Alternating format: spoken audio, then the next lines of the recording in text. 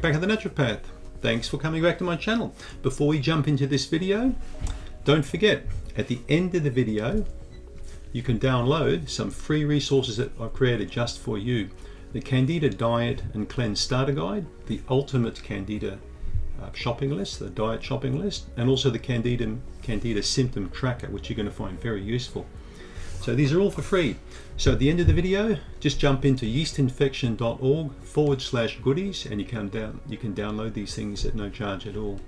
If you have any questions, remember you can always ask those and either I can get back to you or the team. So thanks for tuning in and we'll catch up with you at the end of the video.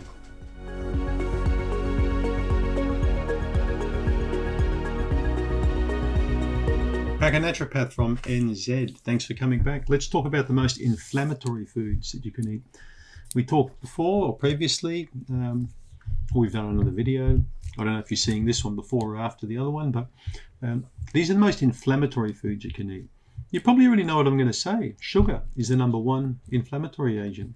It's probably the #1 cause of so much disease in the world today. It's incredible how much sugar people eat. At the turn of the century, around 1900, sugar was expensive and people on average wouldn't consume any more than a pound of it a year. Now, if you look at California, I think it's 2.5 to 3 times someone's body weight per year that sugar is being consumed at. And we've seen there's a direct increase in so much disease and morbidity from this kind of junk. So sugar does everything you don't want it to do in the body. The only thing it does do that you like is here. It tastes sweet, okay? I've always maintained that when someone says, "Oh, I like the taste of that," what are they meaning? Sugar, right? Whenever someone likes the taste, it's usually sugar. Have you ever heard anyone say, "Oh, I like the taste of that grapefruit juice," or "I like the taste of something really bitter," fill in the blank? And they're never going to say that. It's always got to do with sugar, right? Unless it's honey. So sugars are very pro-inflammatory. They're linked to so many diseases.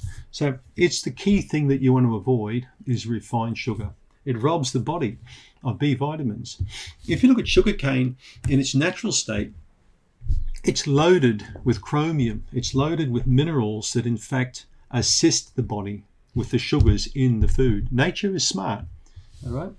When this stuff grows, if some goodness knows reason why, it's basically a fantastic food. And when you look at India, I spent some time in India and I still remember them crushing sugarcane in these mills and then drinking the juice. Most Indian people have got perfect dentition.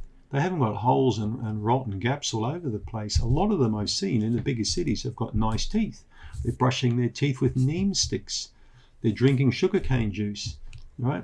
Now, this was quite a few years ago I went there, probably different today. They probably look like people from downtown LA now with all their junk food. But sugar is the key thing, I think, when it comes to inflammation. But we also need to look at common cooking oils that people use. We also have to think about trans fats and cheap, crappy, blended cooking oils that really do create inflammatory conditions in the body. People who deep fry foods or buy lots of deep fried stuff, this is inflammation waiting to happen in the body. So these are the things you want to avoid. The only oil I really use in my kitchen is extra virgin olive oil. I use ghee, which is clarified butter. I use duck fat sometimes, and I'll use lard, or I'll use pure unsalted butter. But I don't use any blended oils, like corn oil or stuff like that. I just don't really deep fry anything. I shallow fry in a little bit of extra virgin oil, just a small amount, but none of this deep frying stuff. So, people talk about the omega-3 to 6 ratios, but how we're eating far too much omega-6, which is pro-inflammatory, and we need to eat more omega-3, the anti-inflammatory. This is where the fish oil comes in. We spoke about how fatty fish is anti-inflammatory, and now we've got the trans fats in the bad vegetable oils that you buy in those plastic bottles in the supermarket, the clear ones. Don't buy those oils. Get the oil in the darker bottle, like dark green or brown. These are protected against oxidative stress. Clear bottles, the light comes straight through, starts affecting the oil. So, inflammation. Trans fats we spoke about. Now, a lot of people also claim that dairy foods are pro-inflammatory, and they are if you're going to eat the wrong kind of dairy food. The best milk, obviously, is unprocessed. It's not pasteurized or homogenized. It's straight from the cow, preferably Jersey cow. Now, milk's been drunk since time immemorial. Now, call it an inflammatory food if you want. I think when yogurt's made for it or it's consumed by people who can tolerate it, I think it's perfectly acceptable. But in some cases, it can cause inflammation. So you need to be careful of dairy products. Right? Of course, red meats is known to be pro-inflammatory. Small amount of red meat's fine in your diet. It's like anything. Probably a cigar once a week's fine, but if you're smoking 3 cigars a day, well, you're going to end up pretty sick. Anything you do in moderation is generally okay, apart from owning a handgun, I suppose. So I've got many studies here that show how red meat can cause problems. So we've got a huge problem in New Zealand with bowel cancer, and we've also got a massive meat consumption in this country. All our meat just about is grass-fed. It's very reasonably priced.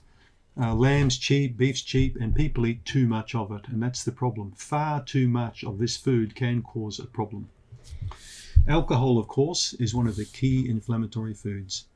But studies I've read showing people 90 plus who all their lives have drunk 1 or 2 glasses of alcohol, it doesn't seem to be a problem. In fact, these people seem to live longer than people who completely abstain from alcohol. Remember, folks, it's all about moderation. I'm not saying don't eat red meat, don't eat this. I'm not saying that. I'm saying these are inflammatory foods, the most. Small amounts of these foods are fine every now and then. But, eating red meat twice a day or every day for years is a bad thing, in my opinion, anyway. And it's the same with alcohol. You need to give your liver a break, your brain a break, your gut a break. It can't be constantly bombarded with alcohol. Alcohol-free days are important. But I'm not saying totally avoid alcohol because it's a bad food. All right? I am saying stuff like avoid guns or avoid like extremely dangerous things. But not when it comes to things like alcohol. It's all about common sense, how much you drink and when you drink it. And remember, common sense isn't common, right? I like you guys to have common sense out there. Refined grains, and again, highly polished grains, a bit like the white sugar. We've taken all the goodness and thrown it away, and then we're giving you the stuff that's got no goodness in it. No fiber, no B vitamins, hardly any minerals, all these polished and refined grains. And there are so many of them. White rice, white bread, noodles, pastas, cookies, pastries, these are all crappy foods. These are all pro-inflammatory foods. Artificial food additives. When you're buying supermarket stuff, pro-inflammatory again. 3/4 of food sold in supermarkets in the United States, for example, contains high fructose corn syrup, which is pro-inflammatory. So by making your own meals at home and having natural foods, you're reducing the amount of inflammation that's coming in through the dietary pathway. That's why I always recommend avocados and berries and, eat all the right kind of foods that reduce inflammation, that are anti and not pro-inflammatory. This is going to keep you off drugs, pain drugs, for a long, long time, all your life. Sore back, sore knees, sore everything, more pills, more pills.